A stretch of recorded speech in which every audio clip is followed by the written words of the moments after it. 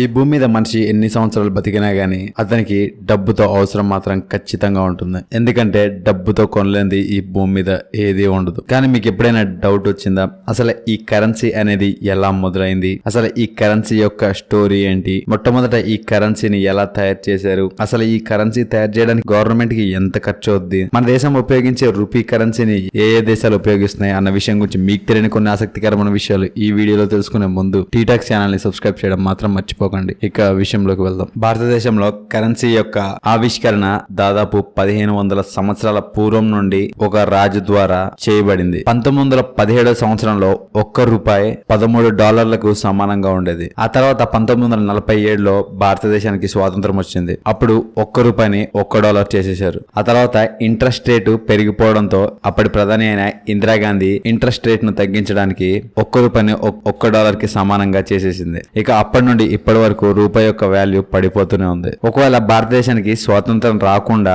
Britishers ఇండియాని పరిపాలిస్తే ఇప్పుడు India యొక్క కరెన్సీ పౌండ్ గా ఉండేది. భారతదేశంలో ఇప్పటి వరకు 4000 కోట్ల రూపాయల నకిలీ నోట్లు ఉన్నాయి. కానీ ఇప్పుడు ఆ నకిలీ నోట్లని తొలగించబడ్డాయి. సేఫ్టీ ప్రికాషన్స్ కారణంగా ఇండియన్ కరెన్సీ నోట్ల మీద IJOXYZ అని ఉండే సీరియల్ నెంబర్లతో ఇండియన్ కరెన్సీని ముద్రించరు. ప్రతి భారతీయ కరెన్సీ నోటు మీద ఏదో ఒక ఫోటో ఉంటుంది. అలా $20 నోటు మీద అండమాన్ ఐలాండ్ ఫోటో, అలాగే $10 ఫోటో మీద పులి, ఏనుగు, అలాగే ఖడ్గమృగం యొక్క బొమ్మలు, అలాగే $100 నోట్ల మీద పర్వతాలు, అలాగే మబ్బుల యొక్క బొమ్మ, అలాగే 500 నోటు మీద స్వాతంత్ర పోరాటంలో పాల్గొన్న 11 మంది ఫ్రీడమ్ ఫైటర్ల ఫోటోలు కనబడతాయి. ఇండియన్ కరెన్సీ నోటు మీద దాని యొక్క వాల్యూ భారతీయ ఇండియన్ 15 లాంగ్వేజెస్ లో రాసి ఉంటాయి. ఒకవేళ మీ దగ్గర గనక సగం కంటే ఎక్కువగా చిరిగిపోయిన కరెన్సీ నోటు ఉన్నా గానీ మీరు ఆ నోట్ ని బ్యాంక్ లో ఇచ్చి మార్చుకోవచ్చు. $1లో 100 పైసలు ఉంటాయి. కానీ ఈ వాల్యూని 1901లోనే తీసుకొచ్చారు. అంతకుముందు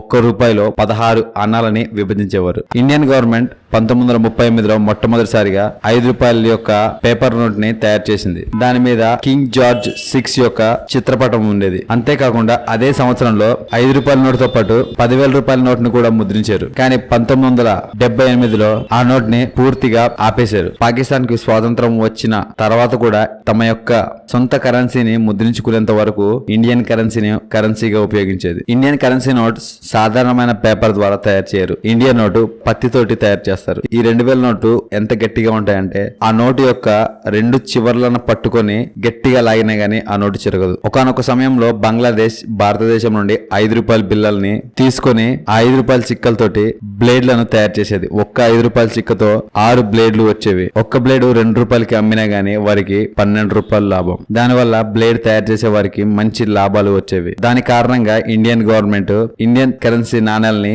మార్చేసింది. స్వాతంత్రం వచ్చిన తర్వాత నాణ్యాలు రాగితో తయారు చేయబడేవి. ఆ తర్వాత 1964లో అల్యూమినియంతో తయారు చేసేవారు. ఆ తర్వాత 1980 కాలంలో మధ్యలో స్టెయిన్లెస్ స్టీల్ ద్వారా కరెన్సీ నాణ్యాలను తయారు చేశారు. ఇండియన్ కరెన్సీ నోటు మీద గాంధీజీ యొక్క బొమ్మ ఏదైతే ఉందో ఆ బొమ్మని ఎప్పుడు ఫోటో తీశారంటే మహాత్మా గాంధీ బ్రిటన్ సెక్రటరీ అయిన ఫెడరిక్ పెత్తిక్ లారెన్స్ తో పాటు కోల్కతా వైస్రాయ్ హోటల్లో కలిసినప్పుడు ఆ ఫోటోని తీశారు. దాన్నే 1996లో కరెన్సీ నోట్ల మీద ముద్రించారు. 1996కు ముందు ఇండియన్ కరెన్సీ మీద అశోక స్తంభం ఉండేది. ఒకప్పుడు నేపాల్లో భారతదేశం యొక్క 50 $100 నోట్లు చెల్లేవి. కానీ 500 $1000 నోట్లు నేపాల్ దేశంలో చెల్లేవి కాదు. భారతదేశంలో మొట్టమొదటి $500 నోటు 1987లో ముద్రించారు. మరియు $1000 నోటు 2000 సంవత్సరంలో ముద్రించారు. $10 చిక్కని తయారు చేయడానికి $6.10 ఖర్చు అవుతుంది. భారతీయ కరెన్సీల మీద సీరియల్ నెంబర్ ఎందుకు వేస్తారంటే ప్రస్తుతం మార్కెట్ లో ఎంత కరెన్సీ ఉందో RBIకి తెలియడానికి మాత్రమే నోట్ల మీద సీరియల్ నెంబర్ ని ప్రచురిస్తారు. రూపాయిని ఇండియన్ తో పాటు ఇండోనేషియా, మారిషియస్, నేపాల్, పాకిస్తాన్, అలాగే శ్రీలంక కూడా రూపీనే కరెన్సీగా ఉపయోగిస్తుంది. ప్రతి కరెన్సీ కాయిన్ మీద ఒక మింట్ మార్క్ ఉంటుంది. ఒకవేళ కాయిన్ వెనక భాగంలో డైమండ్ షేప్ ఉంటే అది ముంబైలో ముద్రించారని, ఒకవేళ దాని మీద సర్కిల్ సింబల్ ఉంటే నోయిడాలో ముద్రించారని, అలాగే స్టార్ సింబల్ ఉంటే అది హైదరాబాద్ లో ముద్రించారని, అసలుకే ఏ సింబల్ లేకపోతే దాన్ని కలకత్తాలో ముద్రించారని తెలుస్తుంది. ఇండియన్ గవర్నమెంట్ కి $10 నోట్ ని అచ్చు వేయడానికి 66 పైసలు ఖర్చు అవుతుంది. $20 నోటు ముద్రించడానికి 94 పైసలు పైసలు ఖర్చు అవుతుంది. 50 రూపాయలని ముద్రించడానికి 1 రూపాయి 5 పైసలు ఖర్చు అవుతుంది. అలాగే 100 రూపాయల నోట్లని ముద్రించడానికి 1 రూపాయి 20 పైసలు ఖర్చు అవుతుంది. అలాగే 500 రూపాయల నోటుని ముద్రించడానికి 2 రూపాయలు 45 పైసలు ఖర్చు అవుతాయి. చూశారు కదా భారతదేశం యొక్క కరెన్సీ గురించి మీకు తెలియని కొన్ని ఆసక్తికరమైన విషయాలు ఈ వీడియోలో. ఈ వీడియో కనుక మీకు నచ్చినట్లయితే లైక్ చేయండి, షేర్ చేయండి. ఇలాంటి మరికొన్ని ఇంట్రెస్టింగ్ విషయాల గురించి తెలుసుకోవాలనుకుంటే టీటాక్ ఛానల్ ని సబ్స్క్రైబ్ చేయడం మాత్రం మర్చిపోకండి. Thank you for watching.